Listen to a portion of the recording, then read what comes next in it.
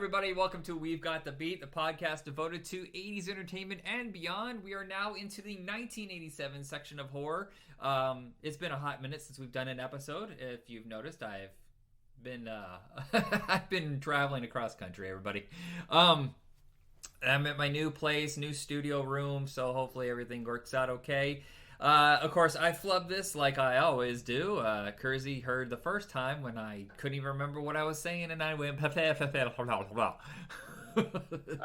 think in full transparency, and to just show how hilariously inept we are, you take that little bit of that intro that you first did and just stick it at the end as like a little blooper. I should. I still have. I was trying to use the Necronomicon to open up a portal. Yeah, we recorded it, folks. The Deadites are on their way right now. So this episode, continuing, I think this is like our third episode of 1987. We're going to be discussing three movies about opening portals to hell: Evil Dead 2, The Gate, and Prince of Darkness. Sorry it took us so long to do this. It's my fault. Yeah, you shouldn't have moved, you piece of shit. Yeah, so how dare I live somewhere that's affordable? It's colder here, though. My God, is it colder. Nice. There's no boba place here. It's a very small town. I'm gonna have to open up a boba truck and what's the sushi where it's cubes again? What's it called? It has cucumber salad and stuff like that with it. Bento? No, I remember there. Poke. I want to do a poke and boba truck because it's kind of everything here is pretty generic American. All right, so let's get back to the point. So the first one we're going to start off with is Player's Choice. Let's start with The Gate and then work our way towards Prince of Darkness. Okay, The Gate, the only hit from New Century, one of the few movies from that studio that's not lost because it wasn't distributed by someone else. So you can find this on the Vestron label, very expensive. So we were lucky enough to watch it for free on Tubi. So if you've never checked it out before, not Tubi, on Vudu, it's probably free on Tubi as well. Who are we kidding? Introducing the world to baby Stephen Dorff before he became an uncontrollable pain in the ass. Great actor, but I've seen that he's kind of a handful. He really looks like it. Yeah. It's so funny. He was like, I'm never going to appear in a Marvel movie. That shit's crap. I'm not going to show up for that. And I'm like, you were in Blade. Shut up. Yeah. Did you forget? Yeah, and you would take any offer right now. Yeah, I mean, he's obviously talking about the modern Marvel Probably. stuff, but like, don't worry, they won't call. It's okay. No, they will not call, especially after you badmouth them. It's not how that works. So this, I believe, is his first real role. Maybe had done some TV or commercials before this. Introducing the world also to cult director Tibor Takacs. Fucking love that name. Fucking love it. Mostly did generic action movies, but he did do a sequel to this a few years later. But I remember seeing this as one of the very first movies I ever saw on television that was, scary. And at the time, you're fresh to this world. It kind of blew my mind what you could achieve in scary movies. And I like the fact that it has its own rules and mythology and unique creatures. There really isn't another movie quite like this. Yeah, it's a little more kid-centric, even despite the horror of it, the brutality and how gross it is. It does definitely almost like starts out like a kid's movie in a weird way. Well, I mean, this is the 80s when you could have all sorts of genre putting kids in danger and no one batted an eye, whereas now they're a little more, not to steal the word, but, helicopter parents. They won't let them watch this kind of stuff. Yeah, it kind of shows an interesting... Because, like, I think everyone's trying to be Poltergeist, and that one, like, the focus wasn't really on the kids, it was about the family unit, and I think that's what makes it work. I think this one doesn't really work necessarily when we're talking about little kids fighting demons. It's a little weird.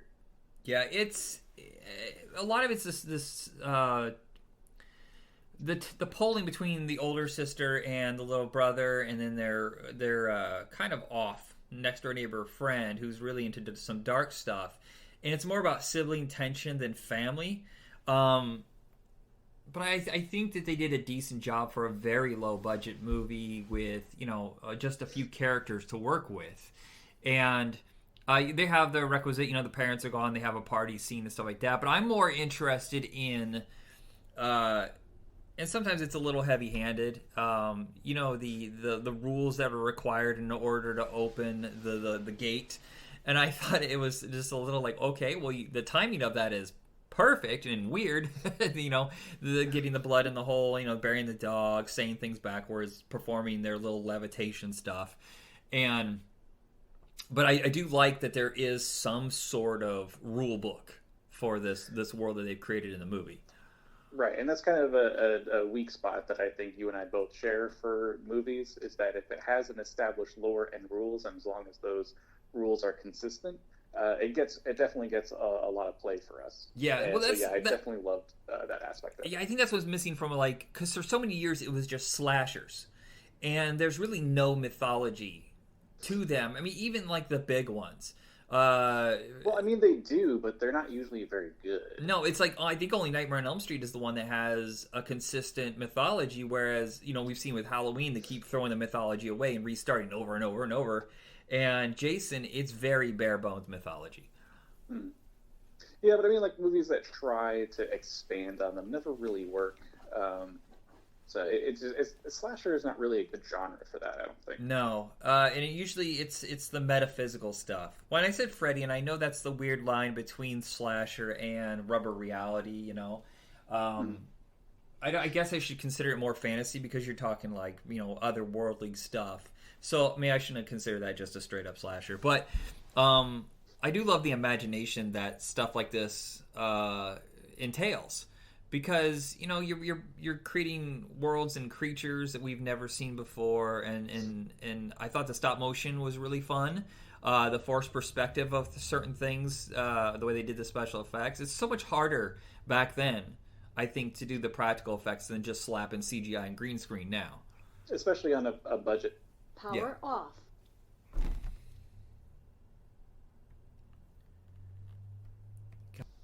That power off. Yeah, that was fun. All right, everybody. Sorry, I'm a buffoon. I forgot to charge something this whole time that was on the road. Oops. So go ahead and talk about the gate while I cower in the corner and slap myself. So there's not too much that we haven't really addressed so far. I mean, basically the general plot is...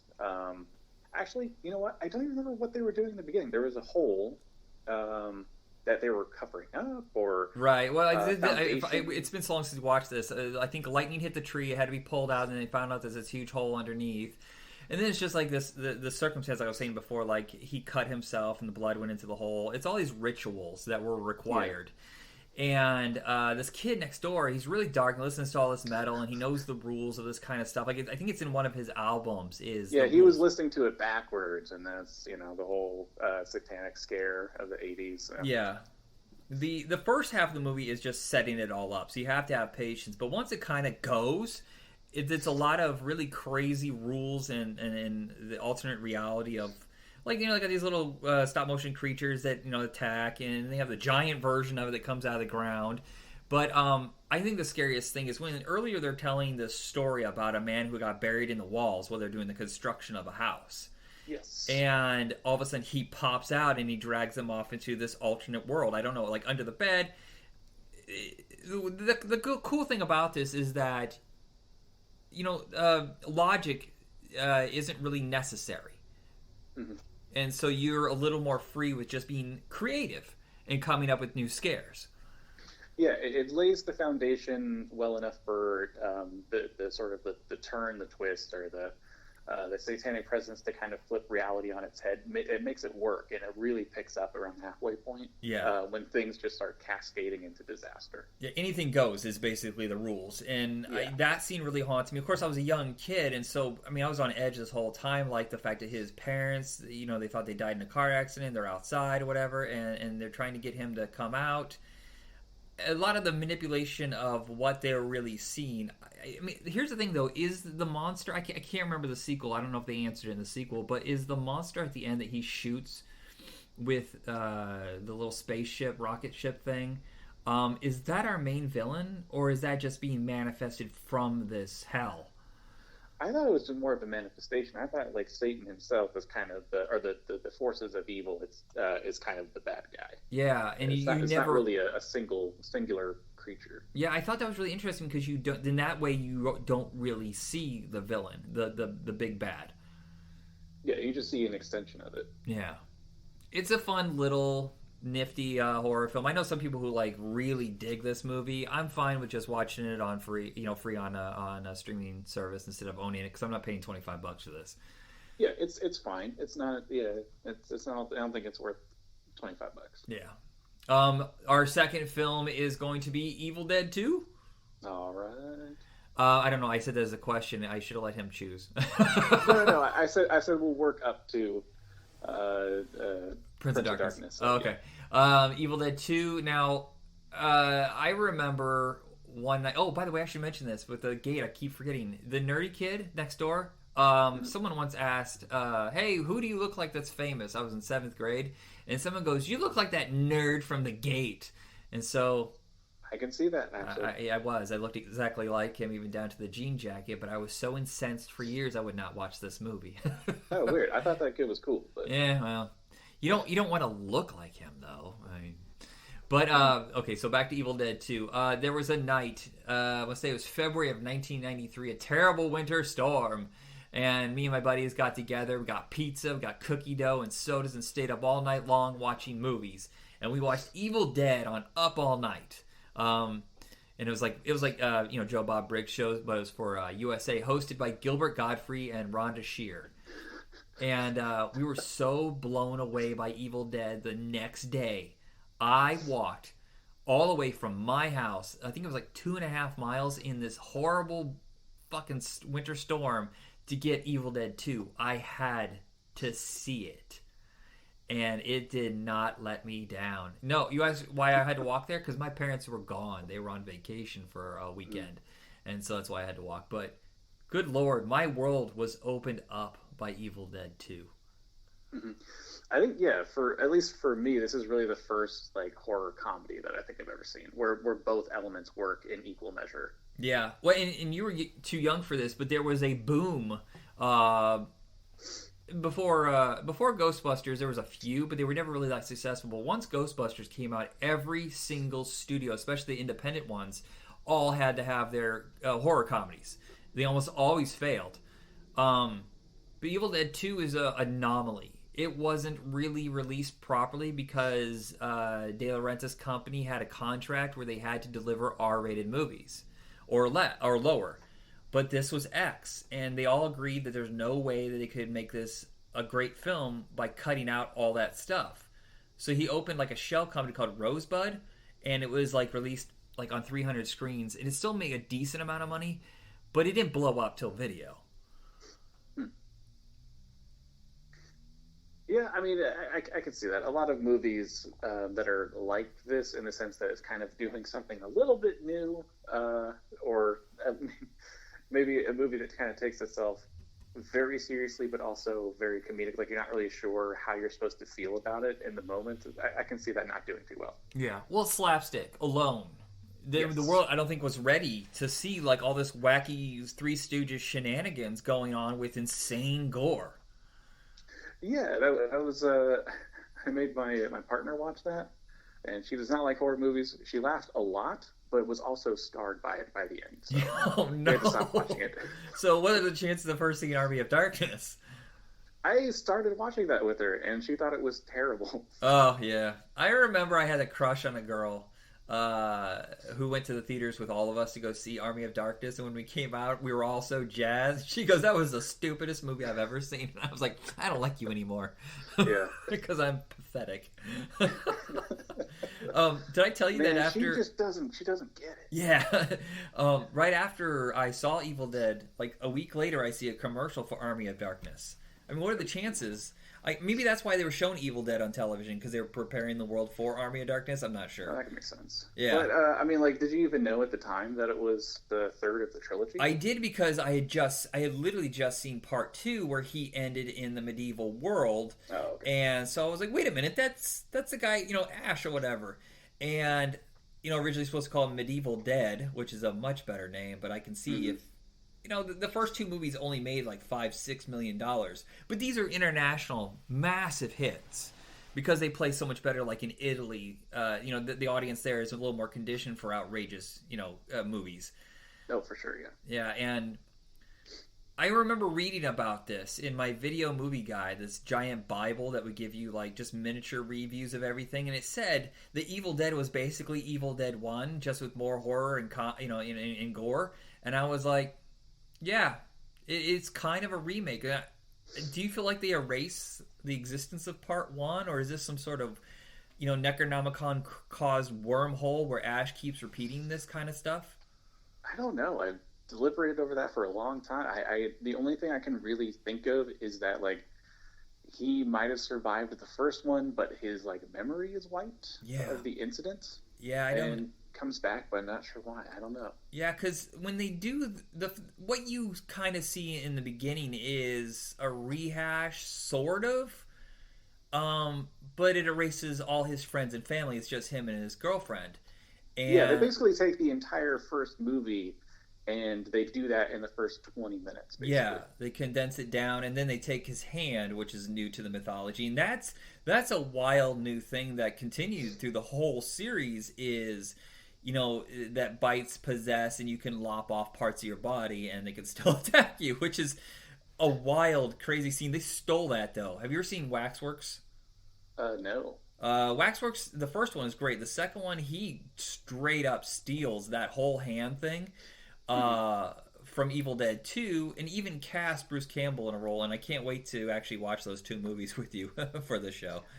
Interesting. Yeah, it's another one of those scenes of his hand attacking him that is exceptionally slapstick, filmed in a very like old school style of like Three Stooges, where it's like filmed partly backwards, so the hits look more realistic, and it's very uncanny, but that also makes it freakier. Yeah, there's a lot of. I mean, he was notorious for his groundbreaking camera tricks that were basically done on a shoestring. Taping cameras to boards and ran them through windows, and then chasing after him with I think it was attached to a skateboard, and they would run around with it. They would put it through the car. Yeah. There's all sorts I still don't know how they did that. Yeah, so many things that he did were creative, and then he would undercrank and then overcrank the camera to make things unreal. Then all the Dutch angles, that wasn't new because Batman the TV show had already done that. But combining all of those for this frenetic vision that no one really had ever done before, but so many people have copied since. Mm-hmm. And I just think the movie. A lot of people think this is the best one. I can't argue that, but there's something really, really scary about the original. That's really just fucking unnerving. Visceral. Yeah, and I think that this one's a little annoying. The screaming, I think, is over the top, and the wacky tone. Constant. The wacky tone, I think, sometimes is a little off-putting. Like when he smashes. Oh damn it! I can't remember the old lady. The rotten head. When he smashes and the eyeball shoots out and goes into her mouth. That's almost that line where I go, nah, I'm good. That's too much silly. Yeah, that seems pretty great. It's funny when you see that shot. I think you can actually see the string. You can. Well, this is before high definition too, and you probably only could see that in the original theatrical showing. Boy, this franchise is one of the most dipped into reissued ever on any sort of home format. Mm-hmm. I had the Necronomicon from Anchor Bay, where it was literally the bound book, and you open it up, and I had the tin. I had so many different versions of this, because every time they would reissue this, they would add new features, and I had to have them. Yeah, Red Letter Media did a great bit about that. If you see the Evil Dead review, where one of the guys has, I think it's like 7 to 10 different versions of the same movie. Yeah, they're doing that now with the MGM catalog, because there's so many different versions of The Howling and Escape from New York, and I keep wanting to get them, but I tapped out this time. I can't keep doing it. No. What is your favorite of the trilogy? I think I gotta go. That's hard to say. I like them all for different reasons. But I think the one that I go back to the most is probably the Evil Dead 2. Yeah, I go to Army probably most often, but That's my second year. I would say 90% of my viewings of Army, though, were when I was a teenager and college student. Mm-hmm. So the first one's very, very harsh, especially in the tree scene. Yeah, but it also he really restricts his style, and I think a lot of that is just the budget. It doesn't have the same sort of frenetic energy that the other. It's not frenetic, but it's unrelenting. Yes. I think it just tests like your will. I mean, not in a bad way. It's just like, how much can you take? This is insane. Yeah, and I think they did a really good job in the remake of it, actually, where they kind of keep that same tone, and the same sort of relentlessness. And I think they did a really good job with it. Well, yeah, there's two different worlds now because the way that the movie went, and I guess the new sequel, which is kind of taking a little bit of a cue from Demons 2, where it's set in an apartment complex, like a high-rise. I'm into that. That one's dead serious, whereas when they revived the Ash version of it, it's like an alternate world where things are much more silly. Are you talking about the TV series? Yeah, the one that was on, Stars, I think, for 3 years? Oh, yeah, I haven't seen it yet. Yeah, both are fine. I like that they kind of go off into their own... Because the rules of the Necronomicon, kind of like the way the rules of the Gate, is that you can split reality, and there can be 2 or 3 different paths, like multiverses. Because everybody's crazy about multiverses now, but this is way before that. And, speaking of which, Sam Raimi is directing the Multiverse of Madness. Yeah, after a decade of not directing anything, I kept wondering when he was going to come back, but all his projects just kept falling through. Yeah. This is going to be his most weird, frenetic, energy-filled camera movement movie I think he's done. Yeah. There's a trailer. That camera does not stop fucking moving. I haven't seen the trailer yet. Oh, okay. Oh, check it out. It's slightly vomit-inducing. Well, I was afraid that it was going to tell me about the last Spider-Man movie, which I haven't seen yet, so I didn't want any spoilers. It does not. Okay. The last thing I'll say on this... you haven't seen the last Spider-Man movie? No, I don't go to the movie theaters. I just don't go. Oh, that's true. Though, I will say this, the town that I just moved in revived a theater from 1905. The thing is massive, and their matinee shows are $4, and they're showing Batman this weekend. Ooh, nice. So I might go, $4 for the matinee and $6 for the evening show. Jesus. Wow, that's a good deal. The one thing I remember is that they kind of retconned the end of Evil Dead 2 for Army of Darkness. Is like the end of this. At the end of this one, he's a champion that they're all praising him. The savior. Yeah. The one that was prophesized. Yeah, and then of course it changes a little bit in Army of Darkness. But I was like, I was all in because when he just shows up as badass and he blows its head off and blows the smoke away from his shotgun and puts it away, I was like, yeah. I don't know which way I prefer. I do like the opening, or the ending of the second one, of him being accepted as the hero reluctantly, and he has like the idea of like this no choice and there's no way home, kind of thing.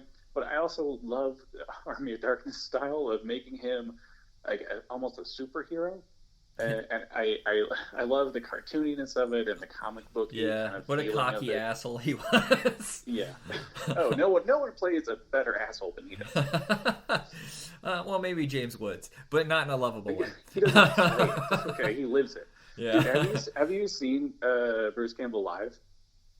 Yeah, he was at the Sacramento Comic-Con, and I was horribly disappointed because he had his own like weird game show where he would bring 3 people from the audience up and he would interview them, and that sucks. It didn't go well and no one cared, so we just left. Oh, that sucks. I saw him the Portland Comic-Con. Oh, he was so good. He played his character of himself, of being like a complete asshole to his fans, like making fun of them to his... Oh, it was so good. I was laughing my ass off. Well, I guess now he's kind of does an actual game show instead of an interview panel. Because he's sick and tired of talking about the same stuff over and over, and then he doesn't really want to... I think he knew the audience didn't like, talking to Joe Schmo from the audience. But I think he's doing like a quiz kind of thing where he brings people up to the audience and he asks them pop culture questions and they get prizes, and that gets people into it. Yeah, all right, I can see that.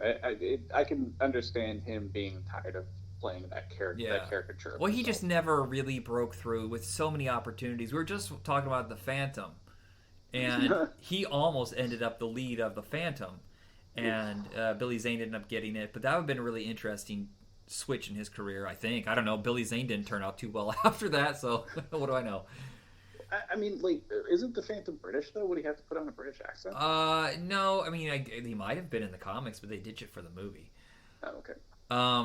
All right, so our third and final film is Prince of Darkness, maybe the most underrated John Carpenter film of all time. When it came out, it got terrible reviews. It made a profit, but because it was so low budget. But I think now people realize how scary it is, and the world that he creates on a very shoestring budget is absolutely fascinating.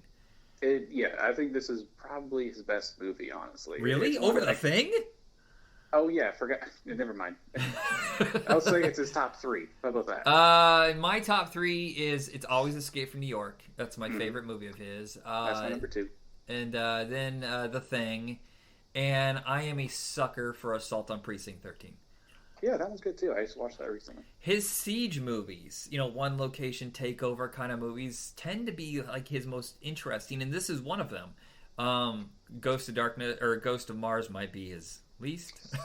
The less we talk about that, the better. Yeah. Oh, did we do that? Did we ever do that on the Trash Cinema? I can't remember. I don't think we did. We did vampires. Okay, I thought we did vampires and Ghost of Mars, but I could be wrong. Okay. No, because I never saw Ghost of Mars. So if we did do a Ghost of Mars episode, I lied through the whole thing. Oh, okay. There we go. So Prince of Darkness is his answer to the studio frustration he had for so many years. Christine didn't turn out the way he wanted to. I shocked at that because I love that movie. It's fantastic. The Thing was destroyed by critics and didn't make any money. He compromised with Starman, even though that was his most critically acclaimed, I think, and in general audience acceptance. And it was Big Trouble in Little China, though. That's the one where he said, "Fuck this," because they really screwed him on that. And so he went to, I think remember it was Caracal and a company called Alive. They co-produced the movies for him, but they gave him complete and absolute control over them, and they just gave him like a $3-4 million budget to do them. And like I said, Prince of Darkness and They Live, they weren't appreciated at the time. But what do we talk about most of all now? They Live, and now Prince of Darkness is finally starting to get noticed. Yeah, I only heard about it a few years ago, and then since then I kind of been seeing it all over the place. There's this theater that kind of plays some older movies, and it was playing there for a little while. It's definitely one that's getting a lot more recognition, and it deserves it. Well, it has one of the scariest visuals ever. And I want to say that I rented They Live when I got Evil Dead 2 because I feel like I was traumatized because I was a teenager and I'm in this giant house in the middle of winter all by myself, and watching Prince of Darkness at 2 o'clock in the morning in that scene where you just get a slight visual of that tunnel where the creature is standing there haunts me to this day. I don't remember that part. You know the one that the dreams they kept seeing it was that like the radio signal. That's at the church. Yeah. Oh my god, that freaked me out. Yeah, the camera, the handheld camera, whatever, going down, and just the repeatedness, and as it gets closer and closer every time, you're. I think the reveal at the end maybe not the strongest in terms of how to end it, but the build up to that was very. I don't know if God, what kind of horror is that? Like the found footage or yeah, it's one of the very first of that kind. Yeah, it really kind of preempted that and was very. I think it was very original for the time it came out and exceptionally well done. Yeah, it's a siege movie, and this time it's more complicated than most horror movies because he kind of takes a British. He said he owed it to. I've never seen the movie Quartermass series. They're like high-minded sci-fi horror, so the rules are a little more complicated, like the way he did with Halloween 3, where. It's not a known, tangible kind of evil. It passes itself in odd means like scratches and liquid, and it's very unusual. It's hard to describe how unique the creature is. It's fluid that's a gateway to hell. It's what was it again? I can't even remember now. I feel stupid. It's partly zombie. It's partly the blob. It's got a a little bit of everything. So the basic premise of this movie is that I think it's the Catholic Church, has been holding on to this secret for thousands of years. There's a canister of some kind of a liquid that they've been holding on to that's been said to be the harbinger of the devil, essentially. And the container appears that it's going to break at any moment. So they go to a college and work with scientists and students of all different professionalities. I don't know what to call them. Yeah, I was going to say, they're pretty old students. Yeah. Looks like they're 40. Different degrees. So you have someone who's like a degree in history, someone who's like a theoretical mathematics, someone who's translating dead languages. So they're all trying to figure out what any of this means. Is it real? How can they reinforce the canister? Like all of these things that kind of come together, and then eventually it just breaks, and then that's when everything just goes to hell. I mean, literally. Yeah. I think it's one of those casts of who's who, like character actors. And because that's why it was so low budget. The only one you really know here is Donald Pleasance, above the title kind of name. But we do have Victor Wong and Dennis Dunn coming back from Big Trouble in Little China. I like the fact that Dennis Dunn, at no point do they even discuss his Asian. Yes, that was another thing that there's like multiple Asian students, and there is like no accents. There is no easy jokes about I'm not even gonna say them, but there's at no point do they go to like just like lazy stereotypes. Yeah, what's funny is I'm reading right now that John Kenneth Murr, a critic, suggested that this was a parable for AIDS epidemic, and I feel like every single John Carpenter movie, they misunderstand. They're always trying to find some sort of parables, and whenever you talk to him about it, he's like, no, that's not what that means at all. Yeah. What? Like They Live, the hard right now is like, oh, it's trying to tell you the Jews are taking over the media. He's like, what? Right, exactly, yeah. No. None of it makes... Yeah, the thing isn't about AIDS either, because in 1981, when they were making it, it wasn't even really a known thing.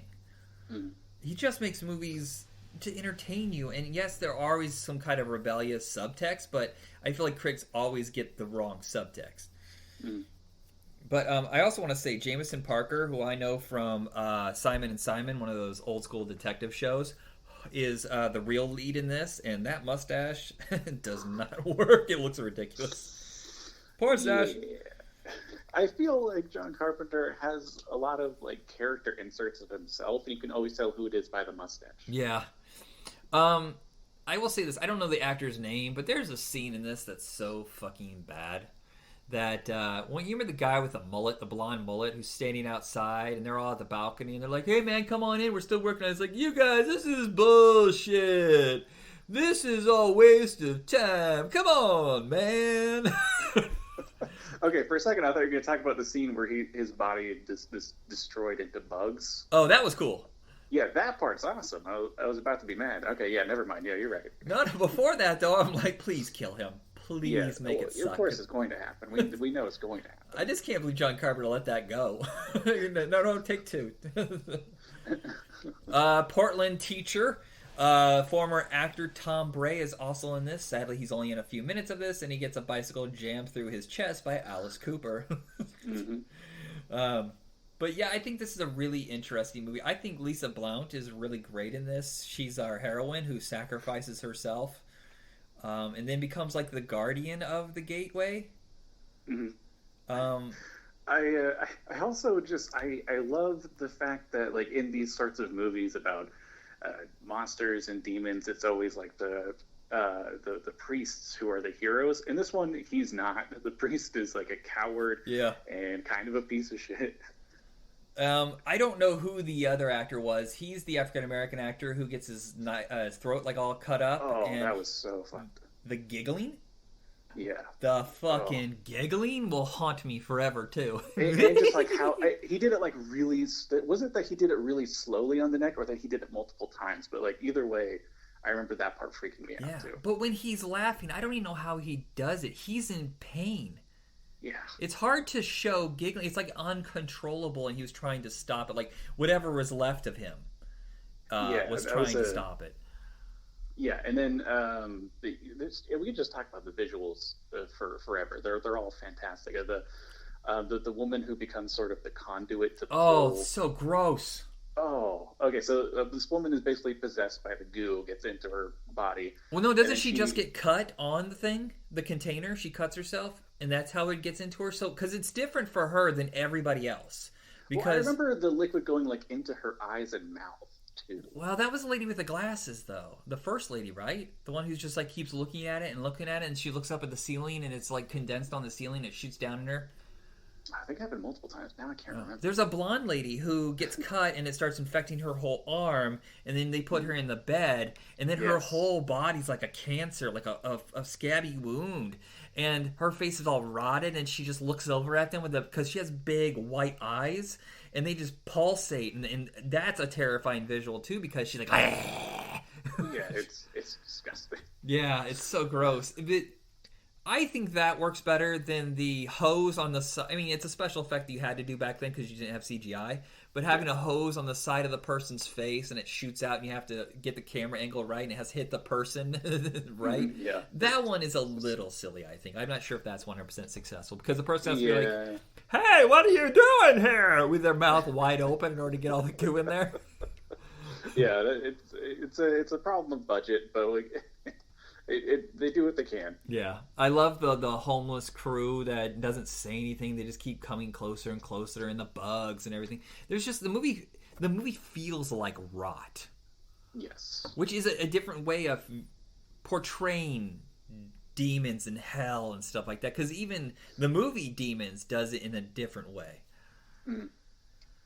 Yeah, it's usually like this sort of violent destruction or takeover. This one is just like this slow decay of humanity. Yeah, and there is an end, but it's one of those stingers I think still works. Like that's the curse of a lot of horror movies. Once like the 70s and stuff like that, there was no real ending. They always had to have a stinger at the end, and I think this one's good because it does give you the good ending, but also like the potential of oh shit, what could happen next. Yeah, it is one of those that kind of sets up. I think could potentially set up a sequel, and I think that could work. I think that there is still a lot left. Yeah, well, I mean, that was all contained to explore. one location. If this had been bigger, they could have had it spread to the whole city. Yeah, but it also sets up the idea that humanity is going to end in like 5 years, and the movie ends like right as that 5 years start. I think. Oh, okay. I must have missed that. I can't remember. The ending is a little bit rushed, I think. Yeah. Well, I mean, you and I discussed a few episodes ago. Demons 2 fails to follow up on the ending of Demons 1, is that it's now taken over the city or whatever, and now it's Apocalypse that's taking over the world. And they pulled back from that. If there was a sequel to Prince of Darkness, I would think I would like to see it expand beyond that, just that area. Yeah, for sure. I think you'd have to at that point. Yeah. This is the longest episode I think we've ever done. We're at 40 minutes here, people. Wow. Oh, holy crap. And I think you and I discussed that's more the format is right now I'm not working because we just moved here and you have some more time. And so we'll probably try to do more than 2 movies per episode and not rush it so much. Mm-hmm. Yeah. All right, so the next episode is going to be more than just 1987. It's going to be Prom Night 2, 3, and 4. So we're jumping 87, 89, and 91. It's really the only way you can discuss the rest of the series, I think. Yeah, I don't think there's really any point in dragging it out that far. Yeah. Because, like, no one knows the sequels. Well, plus 2 and 3 are so interlocked, and then 4 is a callback to the very first one. And so when we take too much time between sequels, we can kind of forget what's going on. Yeah, I kind of already forgot half of the first Prom. And no one really... Yeah, the first one is overrated. Here's the funny thing is I was thinking about the Texas Chainsaw Massacre movies, and none of it matters. Only 1 and 2. This reboot thing, whatever... Dude. I don't know why it doesn't bother me with... I haven't seen the new one, but I don't know why it doesn't bother me with this franchise. Maybe because I'm come numb to it, whereas it bothers me so much with Halloween. Yeah, well, I mean... That's because Halloween has decent moments and it has some good additions to it.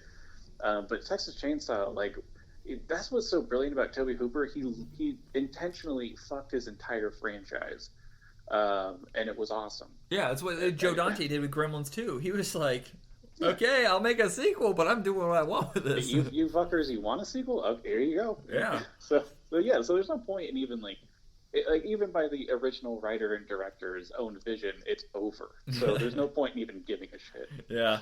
So just enjoy it for what it is. Oh, it's another it's like Robin Hood. It's kind of the same story over and over, just with different new technology or new twist on this. It's not erasing any of it, but whatever. I'll take any Texas Chainsaw Massacre movie, honestly. Did you see the new Texas Chainsaw? No, I don't have internet right now.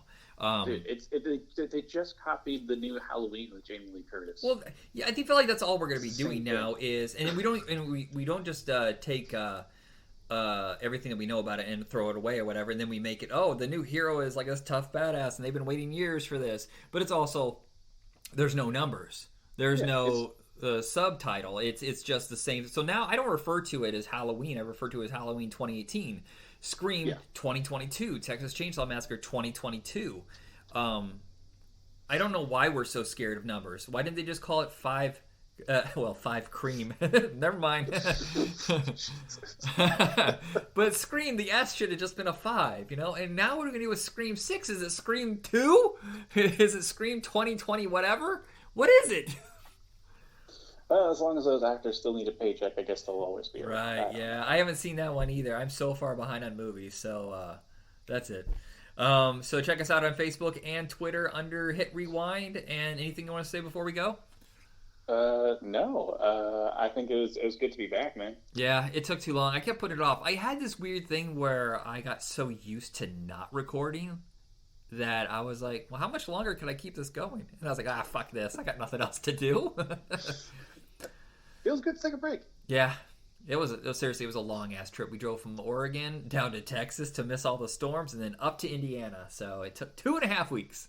Jesus. Yeah, it's a lot of gas. Thank God we got there before the gas shot up. Woo! Yeah, oh my God, you got lucky. Yeah. All right, everybody, have a good night. We'll be back as soon as possible. All right, night, folks. All right, bye.